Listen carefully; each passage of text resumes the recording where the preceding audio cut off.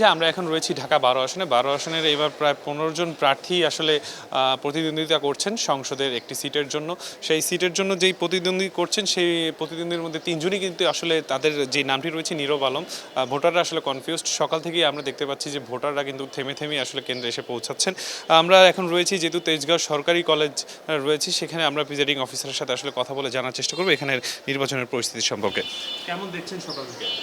আচ্ছা, ধন্যবাদ। আমি বিশ্বজিৎ কুণ্ডু। আমি সরকারি বিজ্ঞান কলেজ কেন্দ্র ১-এর প্রিজাইডিং অফিসার হিসেবে দায়িত্ব পালন করছি।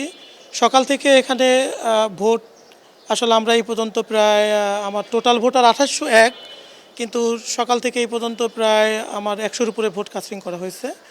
তো আমার মনে হচ্ছে যে দিন সময় বাড়ার সাথে সাথে উপস্থিতিটা আরও বাড়বে আর কি, এবং এখানে সুস্থ নিরপেক্ষভাবে আমরা ভোট গণনা করতেছি। আইন শৃঙ্খলা বাহিনী আমাদের প্রতিনিয়ত খোঁজখবর নিচ্ছেন। ধন্যবাদ। আসলে গতকাল রাত থেকেই আসলে বিভিন্ন জায়গায় দেখা গিয়েছে যে বিভিন্ন রকম আসলে রিউমার ছড়াচ্ছে। আপনার কেন্দ্রে কি এরকম কোনো কিছু দেখেছেন? না, আমাদের কেন্দ্রে এরকম অপ্রীতিকর কোনো ঘটনা ঘটে নাই।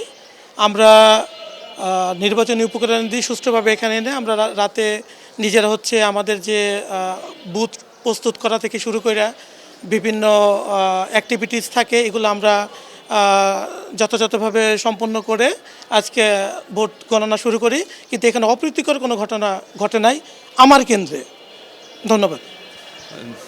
জি, আসলে যেমনটি জানাচ্ছিলেন যে আমরা যে সরকারি বিজ্ঞান কলেজে রয়েছি সেই বিজ্ঞান কলেজে কিন্তু এখন প্রায় সকাল ৯টা বেজে গিয়েছে। সেই ৯টা পর্যন্ত কিন্তু এখন পর্যন্ত কোনো অপ্রীতিকর কোনো ঘটনা ঘটেনি এবং আইন শৃঙ্খলা বাহিনীর পর্যাপ্ত পরিমাণ উপস্থিতি থাকার কারণে এলাকাটি পুরোপুরি এখন পর্যন্ত আইন শৃঙ্খলা বাহিনীর নিরাপত্তা চাদরেই আসলে ঢাকা রয়েছে।